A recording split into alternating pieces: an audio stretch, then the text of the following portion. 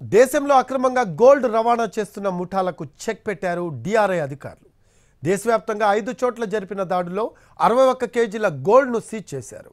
దాదాపు 13 లక్షల క్యాష్ను సీజ్ చేశారు.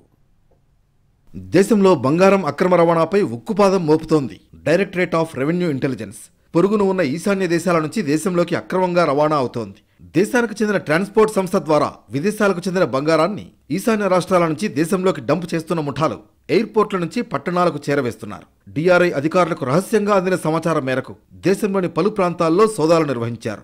సరుకు రవాణా సంస్థ ద్వారా మరో 2 సరుకుల్ని జత చేసి సదరు వ్యక్తి ముంబైకి సరుకుల రూపంలో బంగారం అక్రమ రవాణా చేస్తున్నట్లు అధికారులు గుర్తించారు. దీంతో అలర్ట్ అయిన డిఆర్ఐ అధికారులు దేశవ్యాప్తంగా దాడులు చేశారు. సోదాల్లో భారీగా బంగారం, నగదు పట్టుబడింది. 12 మంది నిందితులను అరెస్టు చేశారు. గౌహతి, బార్పేట, ముజాఫర్పూర్, అరారియాతో పాటు గోరఖ్పూర్ జిల్లాల్లో ఏకకాలంలో సోదాలు చేశారు. ఆయా ప్రాంతాల్లో అక్రమ నిల్వ చేసిన బంగారాన్ని సీజ్ చేశారు. దాదాపు 61 కేజీల బంగారం, 13 లక్షల నగదును సీజ్ చేశారు డిఆర్ఐ అధికారులు. 19 వాహనాల్లో అక్రమ బంగారం, కరెన్సీని తరలిస్తున్న ముఠా గుట్టును రట్టు చేసింది డిఆర్ఐ. కేసు నమోదు చేసి దర్యాప్తు చేస్తున్నారు డిఆర్ఐ అధికారులు. డిఆర్ఐ అధికారుల విచారణలో పలు కీలక అంశాలు బయటపడ్డాయి.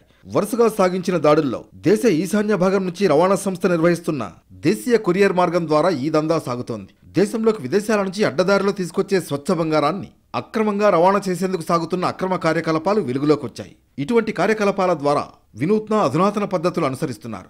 బంగారాన్ని అక్రమంగా రవాణా చేసేందుకు జరుగుతున్న ప్రయత్నాలు గుర్తించి అక్రమ రవాణాను అరికట్టేందుకు డిఆర్ఐ చేస్తున్న ప్రయత్నాలు మరింత వేగంగా జరుగుతున్నాయి.